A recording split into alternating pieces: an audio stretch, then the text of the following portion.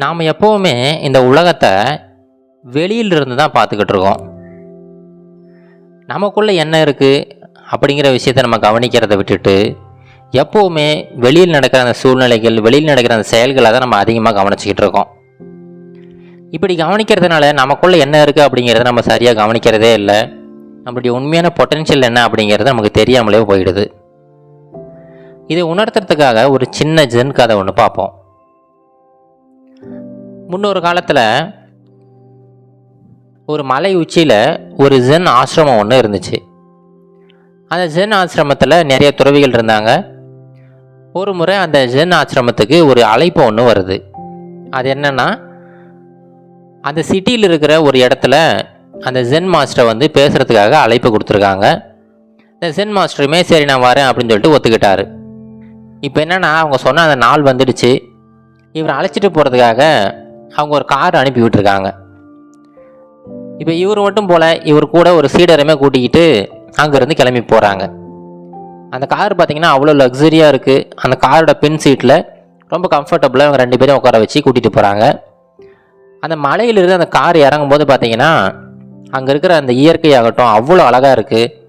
அந்த மலைகள், அந்த மேகங்கள், அந்த மலையோட உச்சியில் பார்த்திங்கன்னா அப்படி கொஞ்சமாக ஸ்னோ இருக்குது. இதெல்லாம் பார்க்குறதுக்கு அப்படியே ஒரு ஆர்டிஸ்ட் வந்து ஒரு பெயிண்டிங்கை வரைஞ்ச மாதிரி அவ்வளோ அழகாக இருக்குது.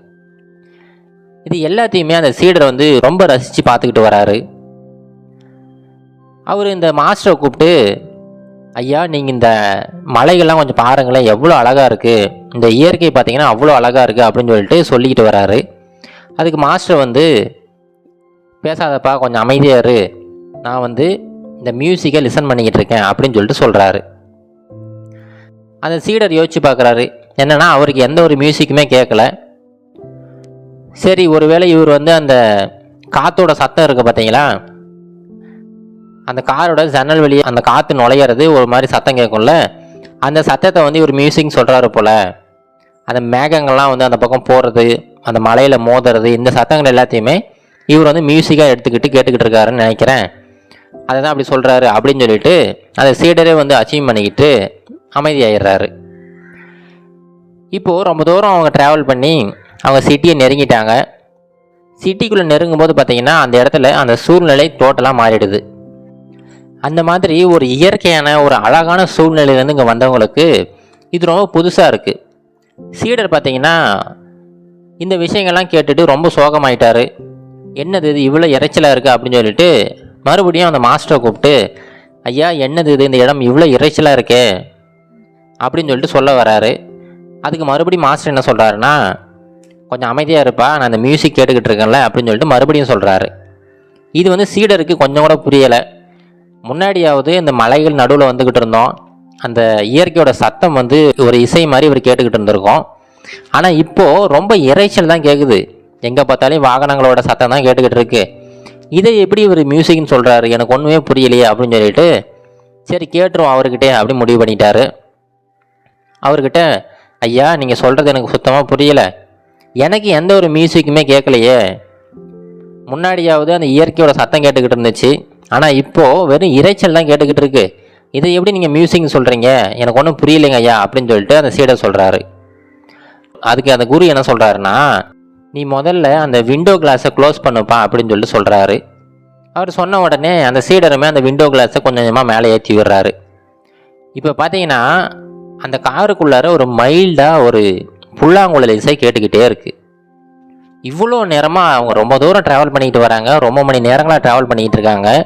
ஆனால் இவ்வளோ நேரமாக அந்த இசை வந்து இவருக்கு சுத்தமாக கேட்கவே இல்லை. மாஸ்டர் மட்டும் தான் அந்த இசையை வந்து லிசன் பண்ணிக்கிட்டு வந்துட்டு இருந்திருக்காரு. இப்போ அந்த காரோட கண்ணாடியை மூடினதுக்கப்புறமா தான் இவருக்கு அந்த இசையே கேட்குது.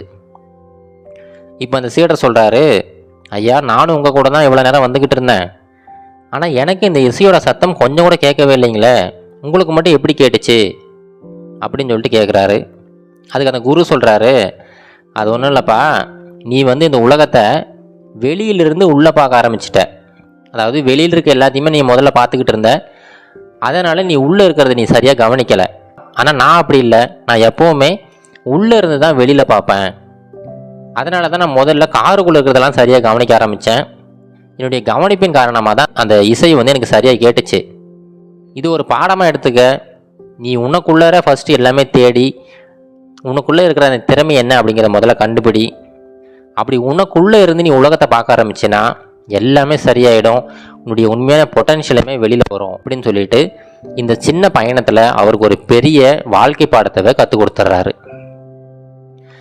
இந்த கதையில் வந்தது போல தாங்க நாமளுமே நமக்குள்ளே என்ன இருக்குது அப்படின்னு சரியாக தேடாமல் வெளியில் பல பேரை பார்த்துக்கிட்டு பல விஷயங்களை கேட்டுக்கிட்டு இந்த உலகத்தை வெளியில் மட்டும் பார்த்துக்கிட்டு இருக்கோம். ஆனால் எப்போ நாம் நமக்குள்ளே என்ன இருக்குது அப்படிங்கிறத சரியாக தேடி கண்டுபிடிக்கிறோமோ அப்போ தான் நம்மளுடைய உண்மையான பொட்டன்ஷியலே வெளியில் வரும். நீங்கள் யார் அப்படிங்கிறத இந்த உலகத்துக்கு நீங்கள் காட்ட முடியும். இது கரேஜ் டு ஆக்ட் மோட்டிவேஷன் கதைகள்.